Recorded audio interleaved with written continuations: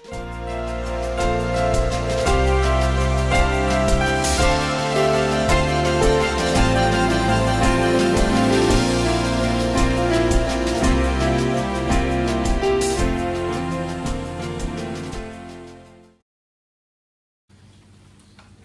me doute que vous n'êtes pas venu ici pour entendre un sermon, et ça tombe bien, parce que je n'ai pas du tout l'intention, en tant que pasteur, de faire des sermons.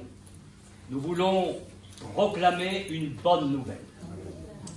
Et j'ai choisi pour l'occasion du baptême de Pauline un texte que l'on trouve au début d'une lettre que l'apôtre Paul, apôtre du Christ du 1er siècle, a écrit à l'un de ses collaborateurs. Ceux qui ont leur Bible retrouveront cela plus tard. C'est dans la première épître à Timothée, au chapitre 1er, verset 1er. Je relèverai simplement cette expression, Jésus-Christ, notre espérance. Jésus-Christ, notre espérance. Que nous soyons âgés ou jeunes ou adultes, nous constatons un développement sans précédent dans l'humanité aujourd'hui. Développement de la science, développement des technologies dans toutes sortes de directions, développement des moyens de communication, toutes sortes de progrès dans tous les domaines pour rendre notre vie meilleure, et pourtant,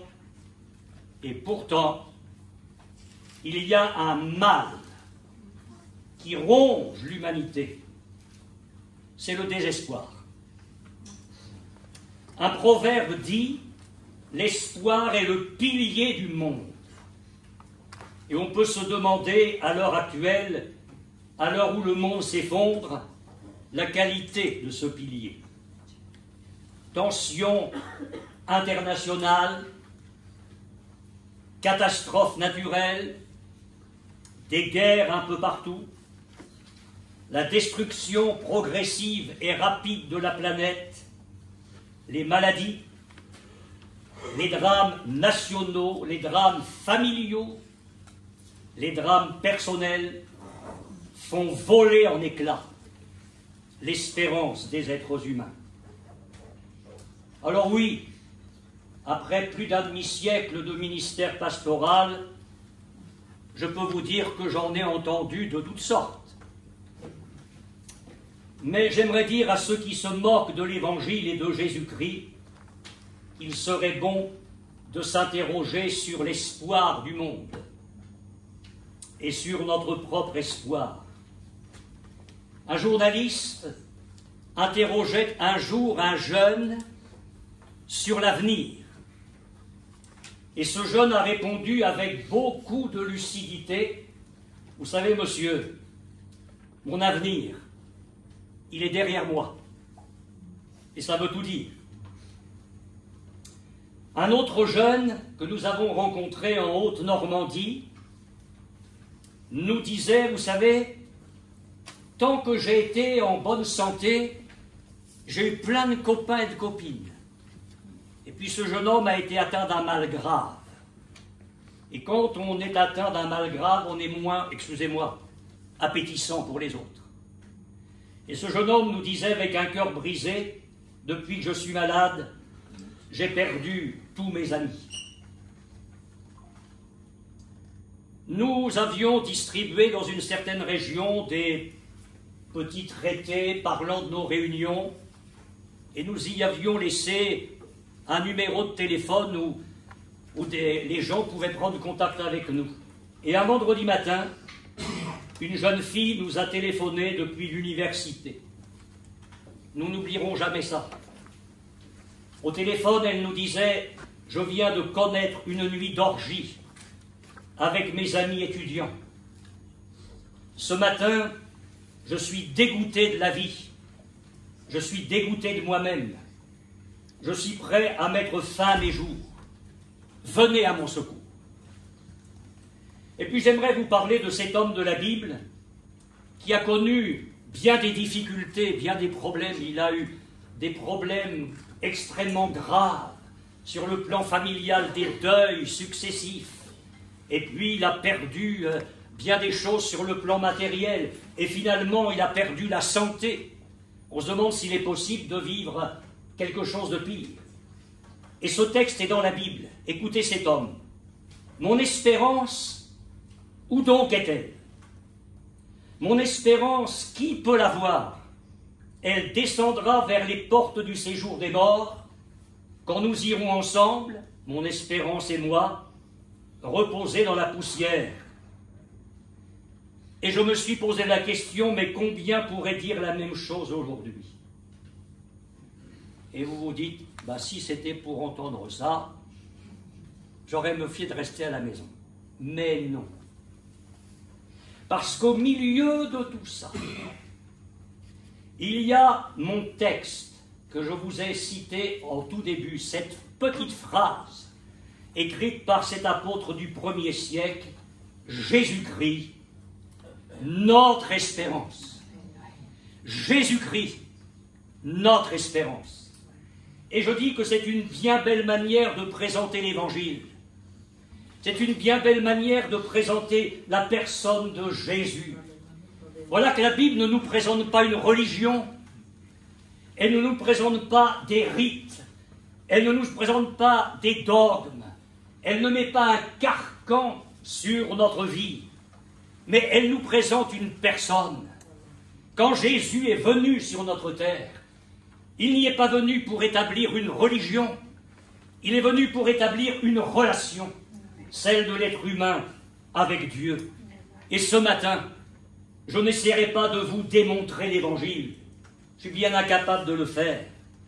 Je me contente de le proclamer.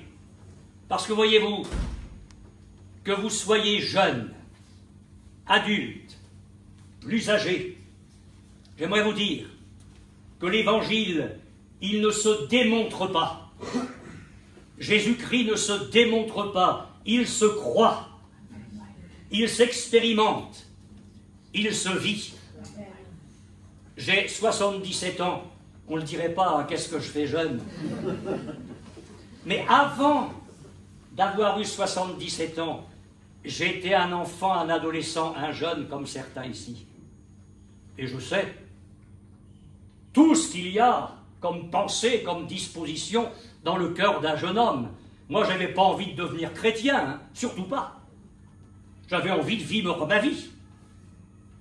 Et puis un jour, dans des circonstances qu'il serait trop long de vous brosser ici, parce que ce n'est pas mon but, j'avais 16 ans. 16 ans. Et à l'âge de 16 ans, il y a eu un jour particulier dans ma vie où j'ai fait un face-à-face avec le Christ, où j'ai réalisé que tout ça, ce n'était pas un conte de fées, c'était une réalité. Jésus-Christ était capable de prendre ma vie de jeune entre ses mains, de la bouleverser, de la transformer, et il l'a fait.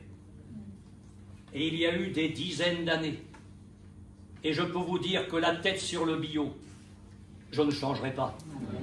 Vous pouvez en rire, vous pouvez rejeter ce que je vais dire, vous pouvez cracher dessus, ça c'est votre affaire. Mais vous ne m'enlèverez pas ce que j'ai vécu.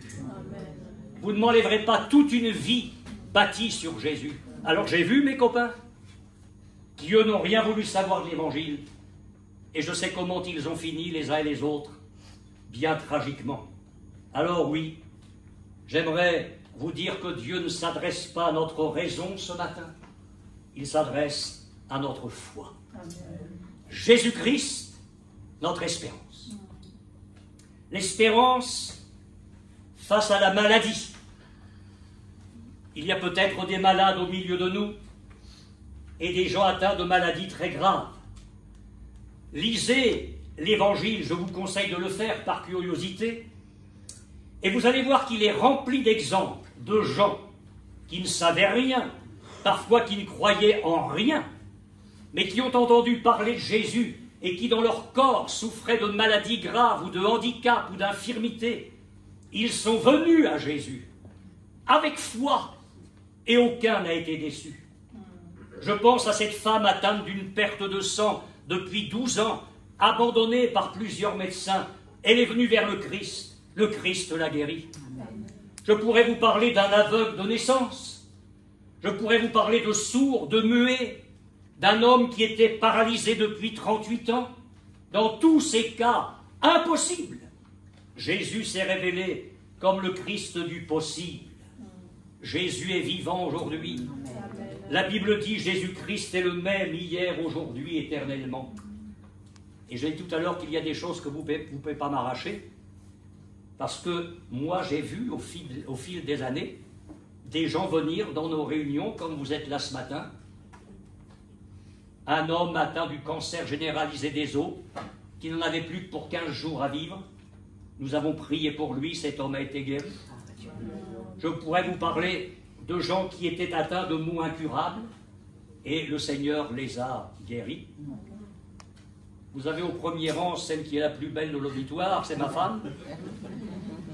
Quand nous étions fiancés, en juillet 1968, elle a pris 2 litres d'acide chlorhydrique à la figure.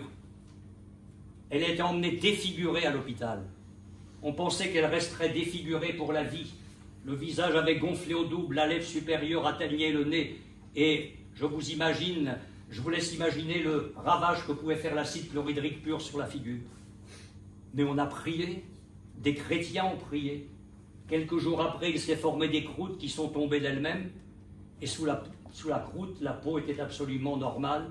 Vous pourrez la voir après la réunion, lui demander des détails. Elle vous expliquera cela. Je ne vous prêche pas une théorie. Je ne vous prêche pas une théologie apprise dans un séminaire. Je vous prêche une vie. Amen. Jésus, l'espoir du malade. Oui, Jésus peut vous guérir. Amen. Jésus, l'espérance face au péché. Oh là, qu'est-ce que c'est que ce mot-là au XXIe siècle? Mais on parle volontiers de mal dans le monde aujourd'hui. Je n'ai pas besoin de faire un long discours là-dessus. Nous savons tout ce qui tient parfois nos vies. J'ai entendu des gens atteints de passions terribles qui m'ont dit « mais comment m'en sortir ?» Et rien que dans cette expression « m'en sortir », ça prouve qu'ils étaient comme enfermés. Quand on veut sortir et qu'on ne peut pas sortir, c'est qu'on est comme dans une prison. L'alcool, la drogue, douce, dure, les jeux, la pornographie, le désordre sexuel, qui finalement laisse un goût terrible dans le cœur. Le péché sous toutes ses formes, ceux qui en font un jeu, une gloire. Je pense que pour cela, il n'y a pas d'espérance, mais je pense à ceux qui en souffrent et qui aimeraient changer. Le vol, le mensonge, la haine, la violence, l'adultère, et j'en passe. Je pense que vous êtes d'accord avec moi, avec ce que dit la Bible. Face à tout cela, nous sommes sans force. Nous ne pouvons pas nous changer. Nous pouvons faire des efforts, nous pouvons prendre des résolutions, faire des promesses, essayer de faire des œuvres bonnes, pratiquer quelques actes religieux, puis il y a les autres, nos amis. Mais nous faisons l'expérience que tout cela n'amène pas le secours dont nous avons besoin. Alors réapparaît notre texte. Jésus-Christ, notre espérance. Jésus pardonne. Amen. Jésus libère. Il transforme les vies. Et comme j'aime ces textes de l'Évangile, il y en a plein les pages de la Bible, où des vicieux, des prostituées, des gens de mauvaise vie, des gens de toutes sortes sont venus vers le Christ, parce qu'ils ont cru qu'il était le Fils de Dieu, qu'il était venu pour sauver les hommes, les femmes de leurs péchés, de leur misère. Je ne peux pas ce matin, ne pas vous parler de ce moment, et vous ne l'oublierez jamais ce que je vais vous dire, après vous en faites ce que vous voulez. Ou après avoir sillonné les chemins, les routes de son pays, avoir fait du bien, avoir guéri tous ceux qui étaient sous l'empire du diable, transformé les vies, on a bâclé un procès contre Jésus. Parce qu'il commençait à gêner tout le monde, il vidait, excusez-moi, les paroisses de l'époque. Et les foules venaient vers le Christ. C'en était trop. Alors, religion et politique s'en sont associés. On a bâclé un procès contre le Christ. Et nous voici vers 9 h du matin, à Jérusalem. Après une nuit de souffrance, on a craché sur Jésus. On l'a giflé. On a frappé sa tête avec des roseaux. On a lacéré son dos jusqu'à ce que les chairs de son dos soient mises à vif. Et comme si ça ne suffisait pas, des soldats sont allés tresser une couronne d'épines, on a placé ça sur sa tête, et on a emmené le Christ sur le mont Golgotha en face de Jérusalem. On a étendu la croix par terre, on a enfoncé des clous dans les mains et dans les pieds de Jésus, et on a dressé la croix. De chaque côté, des malfaiteurs, des criminels qui mouraient pour leurs fautes, et Jésus au milieu. Jésus dont la Bible nous dit qu'il existait en forme de Dieu et qu'il est venu sur la terre comme un homme pour nous sauver. Le cœur de l'Évangile, c'est ça. Dieu a tant aimé le monde qu'il a donné son Fils unique afin que quiconque croit en lui ne périsse pas mais qu'il ait la vie éternelle. Ce quiconque, c'est toi. Tu peux y mettre ton nom. Dieu m'a tellement aimé. Oh, si tu pouvais dire ça ce matin. Dieu m'a tellement aimé qu'il a donné son Fils afin que je croie en lui, que je ne périsse pas, mais que j'ai la vie éternelle. Alors il est là sur cette croix, ruisselant de sang, la sueur, les crachats, c'est horrible. Et au pied de la croix, il y a des gens qui ont même perdu toute leur dignité. Ils trouvent même le moyen de l'insulter. Et puisqu'ils n'en veulent pas, qu'ils le laissent. Mais non, la haine va jusque-là. Il n'empêche que Dieu me dit ce matin, j'ai donné mon Fils pour que tu sois sauvé. Et la Bible dit que celui qui reçoit le Fils de Dieu a la vie éternelle. Il est possible d'être pardonné en un instant et de devenir une nouvelle créature. Vous me supportez encore quelques instants, mais ce n'est pas fini. L'espérance face à la mort. Vous pouvez faire tout ce que vous voulez dans la vie, mais il y a un moment que vous ne pourrez pas éviter et qui va triompher de vous. C'est la mort.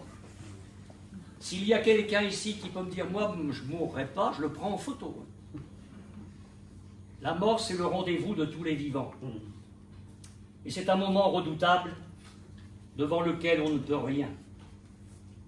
Alors il y a l'effroi de ceux qui se sentent glissés inconsciemment ou consciemment vers l'enfer. Et je me permets de nous poser la question, où irons-nous?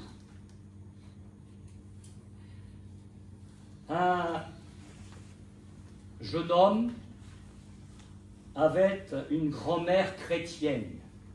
Lui ne l'était pas. Et la grand-mère chrétienne, elle priait beaucoup pour son petit-fils. Et un jour, ils ont eu une conversation tous les deux. Et le garçon était en fin de ses études. Il dit, alors, qu'est-ce que tu vas faire? Eh bien, mamie, je vais terminer mes études et après, je vais essayer de trouver un bon travail avec les diplômes que j'ai. Bien. Et après? Après, m'installant dans la vie professionnelle, j'espère bien rencontrer une jeune fille que je vais aimer, avec laquelle on va bâtir un foyer. Bien.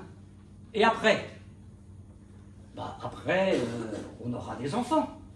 On va essayer de construire une belle famille. Et après? Après, on va élever les enfants qu'on aura. Et après? Alors le garçon, le jeune homme, il commençait après, on mariera nos enfants, ils vont faire leur vie à leur tour. Et après?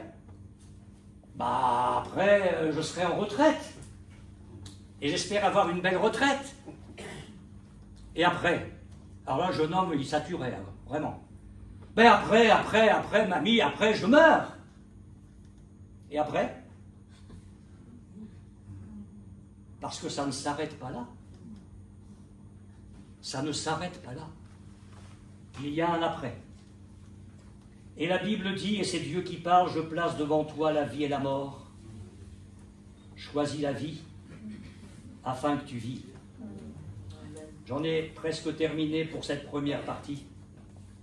Quel bonheur quand on est chrétien, quand on sait qu'on a les péchés pardonnés, qu'on est en ordre avec Dieu, non pas à cause de ce qu'on fait ou de ce qu'on peut pratiquer, mais parce que Jésus nous a pardonné et que nous avons notre foi en lui. Je dis quel bonheur de partir en paix. Et il y a un apôtre du 1er siècle qui a écrit ce que je vous lis maintenant et qui est dans la Bible. Il s'adresse à des chrétiens, l'espérance qui vous est réservée dans les cieux. Moi, je suis content de savoir que quand le train va partir, je vais m'en aller au ciel. Amen. Vraiment, je suis heureux de cela. Jésus-Christ est mon espérance. J'aimerais tellement, aujourd'hui, ce matin, qu'il devienne la vôtre. C'est tellement simple de venir à lui, de lui dire, Jésus, si ce que ce bonhomme vient de dire est vrai, parce que c'est l'un ou l'autre, hein, ou on est des cinglés, excusez-moi, hein, il faut dire les choses comme ça, ou alors on est complètement taré, ou alors ce qu'on vient de vous dire c'est vrai, mais il n'y a pas une autre alternative, c'est l'un ou l'autre. Si ce que je viens de vous dire c'est vraiment insensé, et si j'ai bâti toute ma vie sur du sable, mais vous êtes intelligents les gars, les filles qui sont là et les adultes, vous allez vite vous en rendre compte. Et si c'était vrai, pourquoi ne pas l'expérimenter? Qu'est-ce que ça vous coûte de dire, Seigneur, moi je crois pas, je suis là dans ma vie, mais si c'était vrai, Jésus, que tu es vivant, que tu n'es pas resté sur la croix dans le tombeau, mais que tu es ressuscité, que tu me vois, que tu connais ma vie, que tu m'aimes, si c'est vrai ce que ce pasteur a prêché, que tu peux agir dans ma vie, je voudrais le vivre. Amen. Seigneur, fais quelque chose pour moi. Et vous savez quoi? La Bible dit que celui qui croit en lui ne sera pas confus. Amen. Depuis 20 siècles, cette parole traverse l'histoire humaine. Jésus a dit, je ne mettrai pas dehors celui qui vient à moi. Vraiment, je prie pour que Dieu vous bénisse et vous aide à venir à lui. Quelques mots importants pour que vous compreniez bien ce qu'est le baptême et ce à quoi vous allez assister maintenant. En tant qu'Église chrétienne, et c'est ce que nous représentons ici, nous ne nous appuyons pas sur ce que peut pratiquer telle ou telle Église. Le fondement de notre foi et la mise en pratique de cette foi, c'est la Bible, c'est la parole de Dieu. Il nous faut donc considérer attentivement l'enseignement de Jésus-Christ et de ses apôtres et regarder attentivement dans la Bible l'exemple de Jésus-Christ, l'exemple qu'il nous a laissé. Qu'est-ce que le baptême chrétien? Tout d'abord, une question concernant la forme extérieure du baptême. Nous allons immerger Pauline. C'est-à-dire que son corps va être entièrement plongé dans l'eau. Il y a une immersion totale du corps et non pas l'aspersion de quelques gouttes. Pourquoi? Le mot baptême veut dire immersion. Et le mot baptiser signifie immerger. Vous pourrez vérifier dans le dictionnaire ou alors aller carrément aujourd'hui, il n'y a plus besoin. Mais si on dit un baptême par aspersion, ça veut dire une immersion par aspersion. C'est complètement absurde. Et alors si, pour bien justifier nos pratiques, on dit un baptême par immersion, alors on dit une immersion par immersion, ce n'est pas nécessaire. La seconde raison, c'est que lors de son baptême, Jésus a été immergé dans les eaux du Jourdain. Je vous cite l'Évangile. Jésus vint de la Galilée au Jourdain vers Jean le Baptiste, pour être baptisé par lui. Et la Bible ajoute ceci, dès que Jésus eut été baptisé, il sortit de l'eau. Donc il en sortit parce qu'il y était entré. Et l'Évangile nous dit encore concernant Jean-Baptiste qu'il baptisait à un endroit qui s'appelait Énom parce qu'il y avait là beaucoup d'eau et on y venait pour être baptisé. S'il y avait eu quelques gouttes sur la tête des baptisés, il n'y avait pas besoin de chercher les endroits où il y avait beaucoup d'eau. La troisième raison, c'est que tous les exemples de baptême dans la Bible montrent bien qu'il s'agissait d'une immersion. Et la quatrième raison, c'est que le baptême a une signification très profonde dont je vais vous parler dans quelques secondes. Donc nous nous baptisons par immersion pour cette raison-là. La seconde raison, c'est que Pauline a 20 ans. 19 ? Mais tu auras bientôt 20 ans, ça va venir comme tout le monde.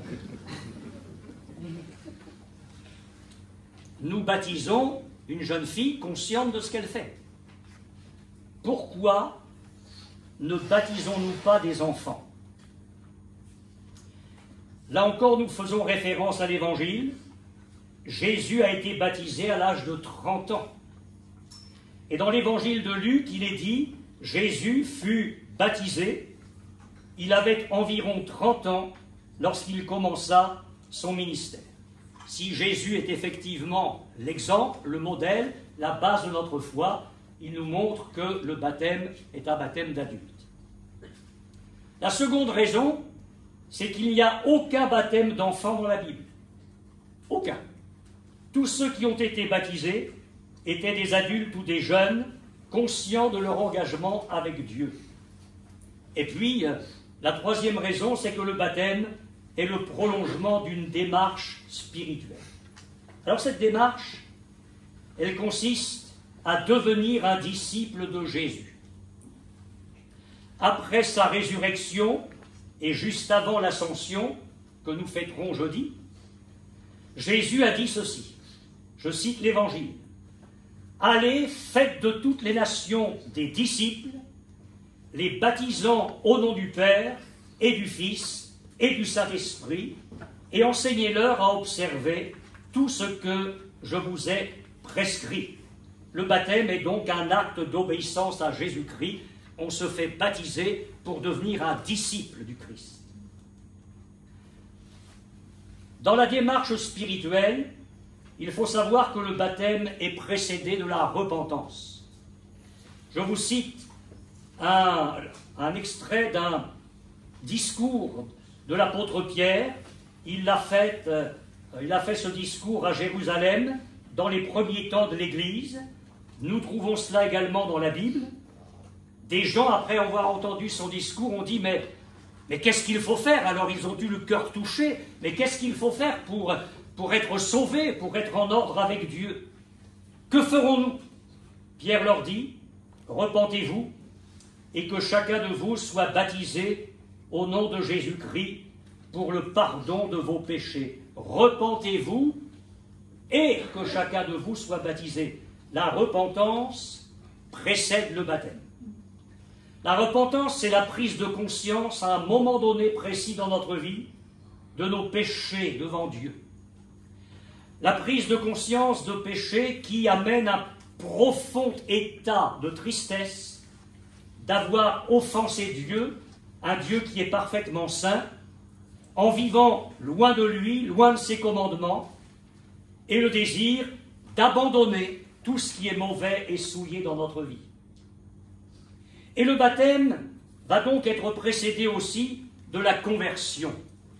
Je cite encore l'apôtre Pierre, « Repentez-vous donc et convertissez-vous pour que vos péchés soient effacés. » Je ne sais pas si vous savez ce que signifie le mot conversion. C'est demi-tour.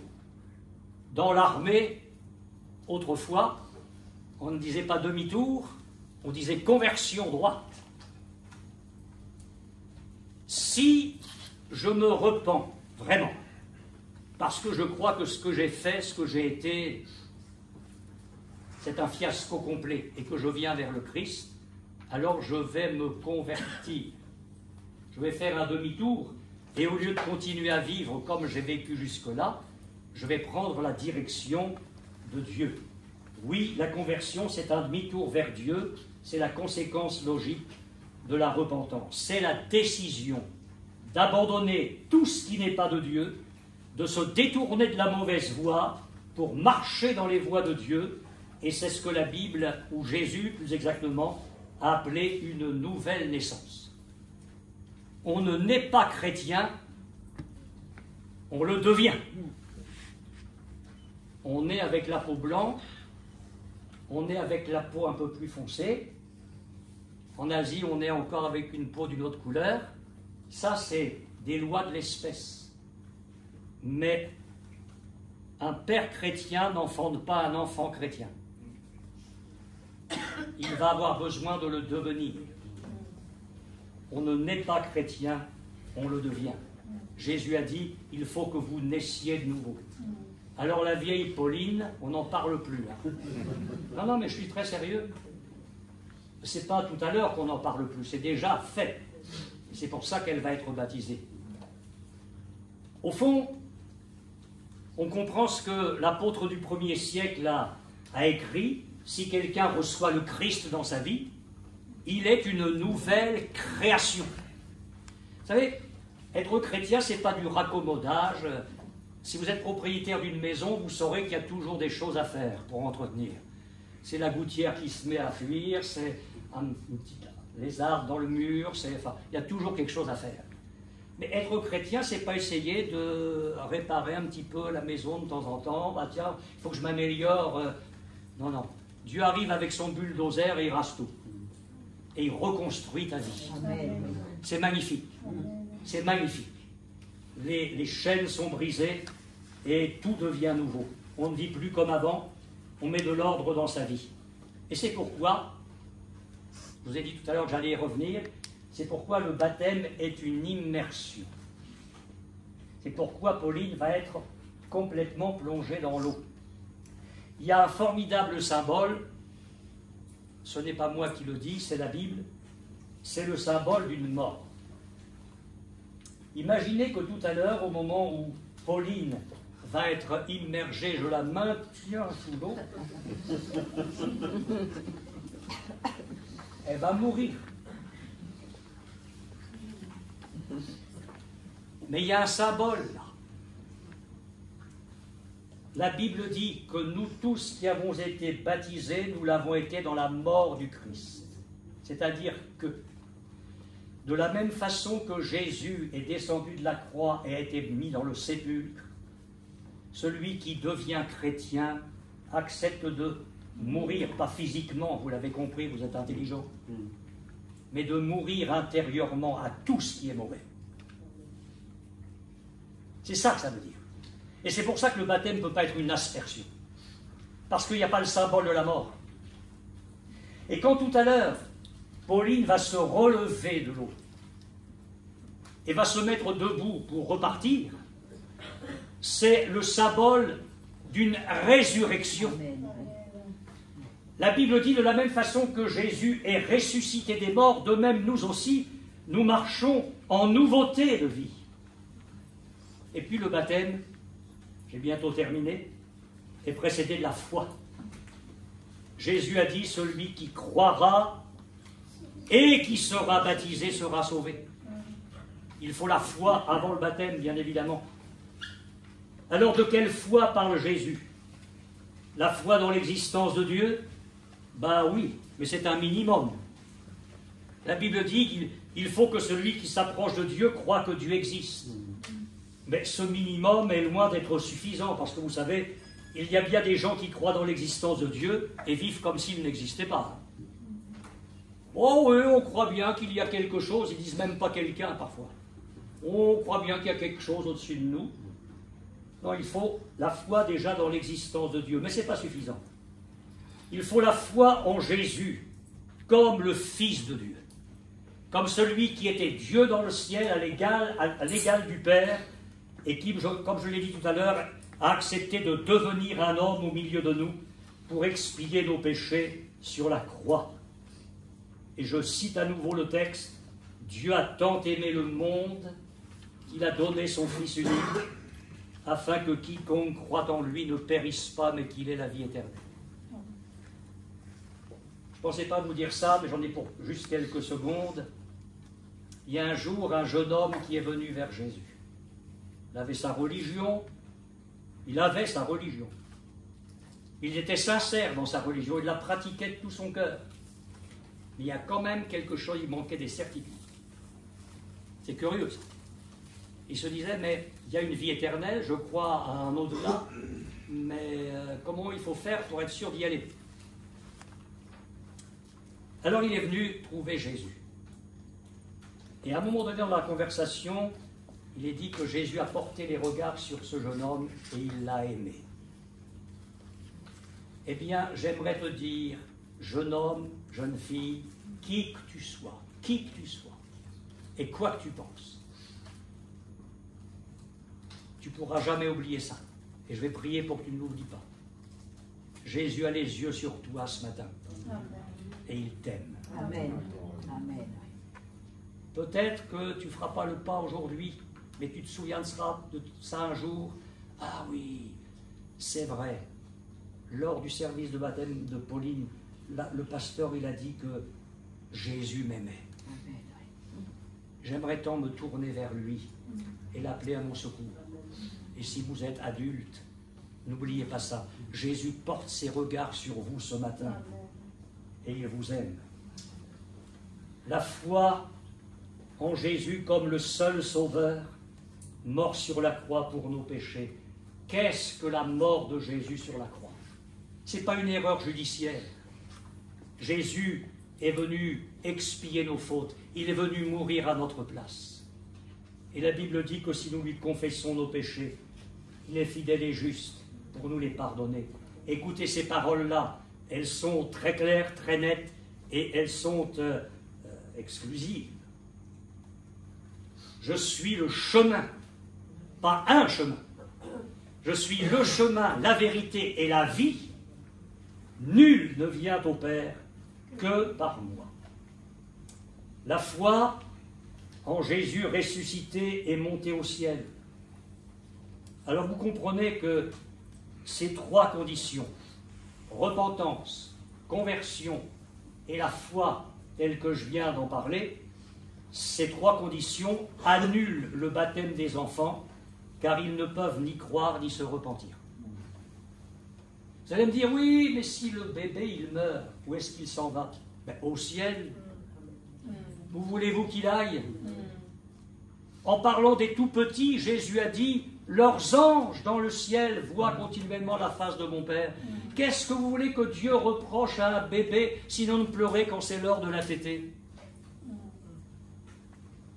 Dieu est un Dieu plein de bonté et un Dieu juste. Amen. Et c'est pourquoi le baptême concerne les adultes. Et dans tous les exemples de baptême dans la Bible, nous remarquons qu'à chaque fois, le message de l'Évangile est proclamé, à la suite duquel il y a une repentance, une conversion et un engagement dans la foi. Le baptême vient ensuite. La Bible dit il y a un seul baptême et c'est la raison pour laquelle nous pratiquons ainsi. Je m'appelle Pauline, j'ai 19 ans et pas 20 ans. J'aurai 20 ans l'année prochaine, donc je vais vous expliquer mon témoignage. Donc, j'ai grandi dans une famille chrétienne, donc depuis petite, je fréquentais l'église depuis mon plus jeune âge. J'ai toujours eu une facilité à aller à l'église de mon plein gré, mais quelle a été ma motivation derrière tout ça? Mes copines de l'école du dimanche qui sont ici présentes d'ailleurs, l'école du dimanche m'intéressait quand même également. Les histoires de Jésus, sa vie, je n'étais pas si insensible que ça. Au contraire, pour la petite fille que j'étais instruite sur la Bible et ses histoires. En parallèle de ma vie à l'église, à la maison, mes parents ont toujours associé la vie à l'extérieur et Dieu. Je m'explique. Par exemple, lorsqu'on se préparait pour aller à l'école, on devait toujours prier avant de franchir le palier. Avant de manger, c'était impossible pour moi de mettre la cuillère dans ma bouche sans avoir remercié le Seigneur avant. Et je remercie beaucoup mes parents de m'avoir transmis ces habitudes, car on ne se rend pas compte de l'immensité du danger que nous courons dehors, et que si nous ne plaçons pas notre confiance dans les mains de Dieu, nous avons de fortes chances de tomber dans le piège de Satan, donc le diable. La petite Pauline que j'étais grandit et devient une préadolescente. En 2020, le président Macron annonce le confinement pour une durée indéterminée. Donc l'église se fait à la maison. Je précise qu'à ce moment-là, j'avais 13-14 ans. On priait tous les matins et chaque soir en famille. Et cette atmosphère spirituelle très forte me faisait beaucoup de bien.